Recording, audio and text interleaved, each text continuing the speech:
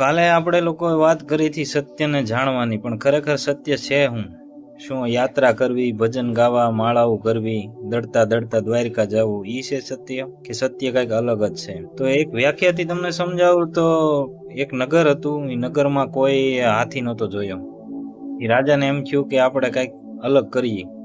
તો એ રાજા હાથી લઈ આવ્યો અને એક અંધારી કોટડીમાં પૂરી દીધો હાથીને, અને પછી અલગ અલગ માણસને તપાસ કરવા મોકલા કે જાઓ એને સ્પર્શ કરો અને જોવો જોઈએ હાથી કેવો છે. 4-5 જણા ગયા, અલગ અલગ સ્પર્શ કર્યો બધાએ. કોકે હુંડે સ્પર્શ કર્યો, કોકે હાથે પગે કર્યો, કોકે વાહાએ જોયું, કોકે પૂછડાએ જોયું. બધા પોતપોતાની રીતે જોઈને વહી આવ્યા. અને પછી બહાર આવ્યા એટલે રાજાએ પૂછ્યું કે ભાઈ કેવો રહ્યો અનુભવ તમારો, હાથી તમને કેવો લાગ્યો? તો જેણે હું ડડીથી એને કીધું કે હાથી તો અજગર જેવો છે ને, કોકે કીધું હાથી પિલોર જેવો છે ને, કોકે કીધું મોટા પહાડ જેવો છે ને, કોઈએ કીધું ના રે ના, એ તો પૂછડા જેવો છે. પણ ત્યાં કોઈની અંદર પ્રકાશ નહોતો, હાવ ઘનઘોર અંધારું હતું. એટલે બધાને હાથી પોતપોતાની રીતે નક્કી કરતા હતા કે હાથી આવો હતો. જેમ અત્યારે અહીંયા આપણા શાસ્ત્રો અને આપણો સમાજ જેમ નક્કી કરે છે, આપણા સનાતન ધર્મની અંદર 4 વેદ, તો કે આ 4 વેદ છે ઈ જ બધું છે, સત્ય છે.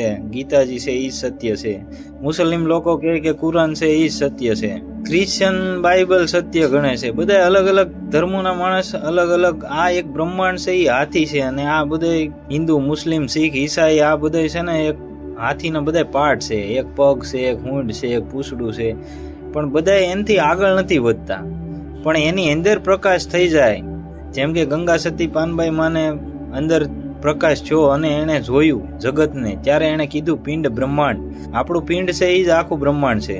એટલે ત્યાંથી ખબર પડે કે સત્ય આખું બ્રહ્માંડ છે. જ્યાં સુધી બધાની અંદર સંભાવ ન હોય, જ્યાં સુધી બીજાની અંદર આપણે ન દેખાય, જ્યાં સુધી સિયારામમય સબ જગ જાની, કરહું પ્રણામ જોરી જુગ પ્રાણી, ત્યાં સુધી બીજું કઈ આપણને સમજાવવાનું નથી. હવે આને સમજવાનો ઓર વધારે ગહેરો પ્રયાસ કરશું કાલના વિડીયોમાં.